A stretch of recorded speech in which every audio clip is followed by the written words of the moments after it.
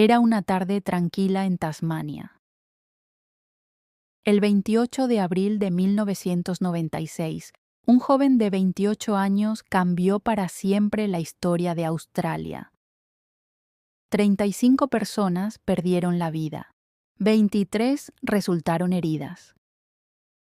Ese día se conoció como la masacre de Port Arthur, el peor tiroteo masivo en la historia del país. Y el nombre que quedaría grabado para siempre fue el de Martin Bryant. Pero detrás del monstruo que el mundo conoció, hubo un niño, una familia y una serie de advertencias que nunca fueron escuchadas.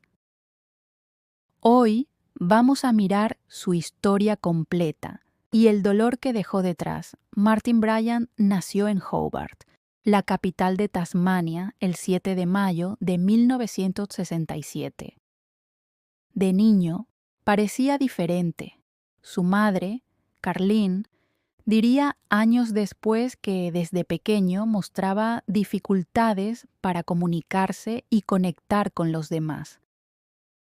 Rechazaba el afecto físico, no entendía las emociones ajenas y pasaba horas solo, encerrado en su propio mundo. En la escuela, sus profesores notaron que tenía un desarrollo más lento y que su conducta era impredecible. Robaba, gritaba, se enojaba sin razón. Cuando fue evaluado por especialistas, diagnosticaron un coeficiente intelectual de apenas 68, similar al de un niño de 7 años. Algunos médicos incluso sospechaban que podía tener una forma leve de esquizofrenia. A los 10 años, sufrió graves quemaduras al jugar con fuegos artificiales, y cuando los doctores le preguntaron si había aprendido la lección, él respondió que no, que seguiría jugando con fuego. Esa frase, inocente para un niño, se volvería casi profética. Durante su adolescencia, Martin pasó de ser un chico problemático a uno profundamente aislado. Pasaba días enteros escondido en el campo, disparando con un rifle de aire a los autos que pasaban, a los pájaros, a cualquier cosa en movimiento. Su padre, Maurice, intentaba ayudarlo, pero también se frustraba al no lograr que su hijo encajara. En la escuela lo marginaban, lo insultaban, lo golpeaban y poco a poco, Martin se fue desconectando del mundo. A finales de los años 80, la vida de Martin cambió inesperadamente. Conoció a una mujer llamada Helen Harvey, una heredera de más de 50 años, excéntrica, solitaria y muy rica. Ella vivía con su madre y decenas de gatos y perros en una mansión deteriorada. Martin fue contratado para cuidar el jardín y pronto se convirtió en su única compañía. A pesar de la diferencia de edad, se volvieron inseparables, viajaban juntos, gastaban grandes sumas de dinero y adoptaban más animales. Martin la describía como su única amiga de verdad. Cuando la madre de Helen murió, él se mudó a la mansión, pero su felicidad duró poco. En 1992, Helen murió en un accidente automovilístico. Martin conducía con ella, se desvió de la carretera y chocaron de frente. Helen murió al instante. Martin sobrevivió con heridas graves. No hubo investigación profunda, a pesar de que él había provocado otros choques antes. Y de repente, Martin se convirtió en heredero de toda su fortuna. Casas, autos, dinero. Por primera vez en su vida, era rico, pero también completamente solo. Un año después, su padre fue encontrado muerto en la represa de la familia con una pesa de buceo atada al cuello. La policía concluyó que se había quitado la vida, pero para Martin, esa fue la última conexión humana que le quedaba. Carlene, su madre, quedó devastada. Había pasado años tratando de ayudar a su hijo, llevándolo a médicos, buscando tratamientos, intentando que tuviera una vida normal. Pero tras perder a su esposo y ver a Martin cada vez más inestable, cayó en una profunda tristeza. Carlene reconoció más tarde que muchas veces se sintió superada, que su hijo la agotaba y que no sabía cómo manejarlo. Aún así, nunca lo abandonó. Fue la única persona que siguió tratando de entenderlo cuando todos los demás se alejaron. A partir de entonces, Martin empezó a comportarse de manera más errática y violenta. Vestía trajes brillantes, mentía diciendo que era empresario, buscaba hablar con desconocidos solo para que lo escucharan. Algunos decían que parecía un niño atrapado en el cuerpo de un adulto.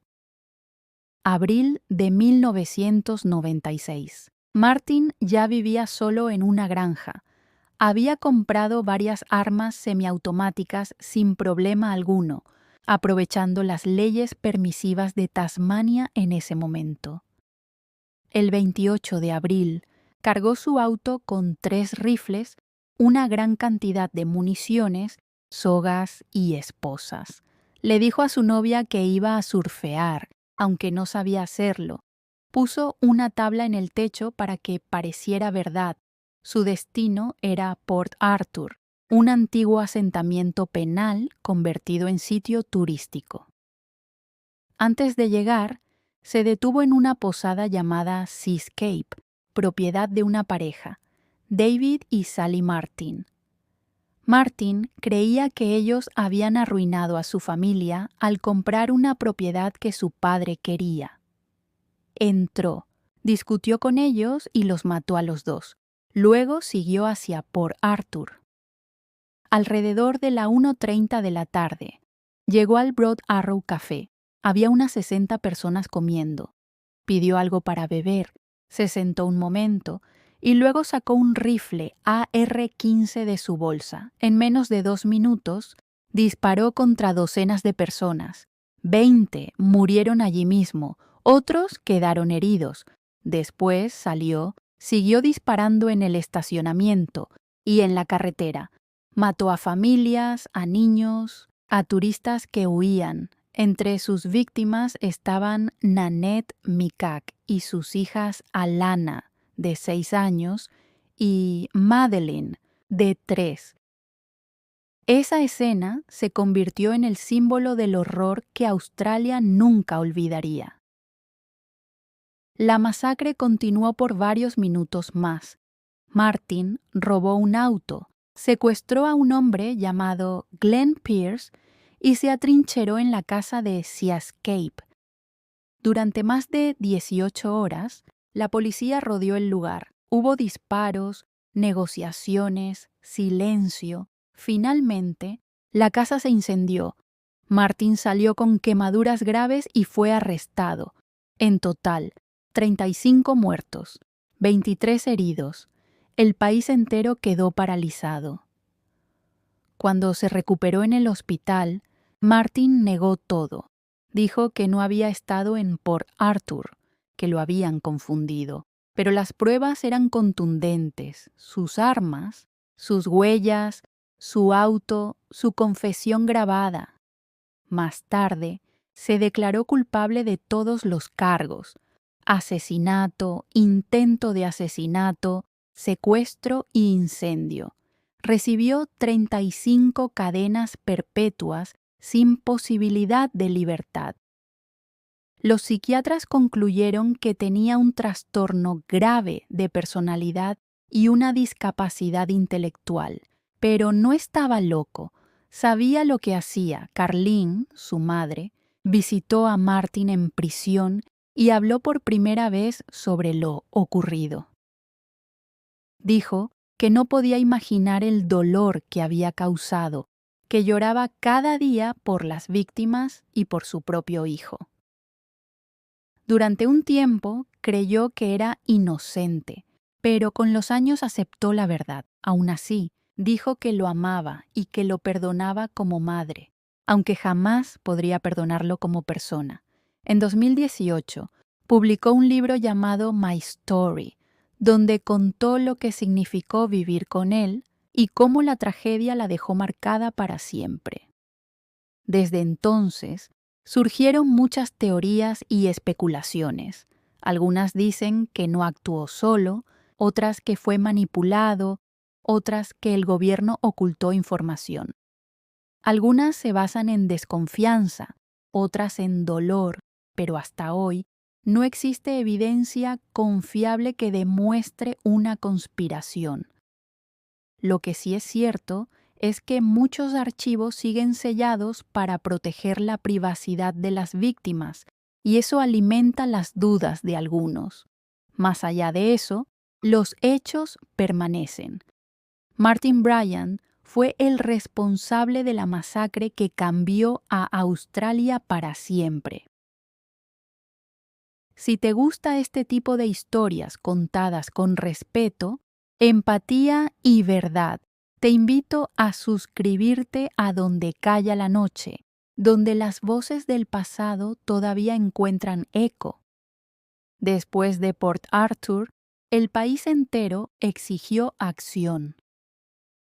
El entonces primer ministro, John Howard, aprobó el Acuerdo Nacional de Armas de Fuego.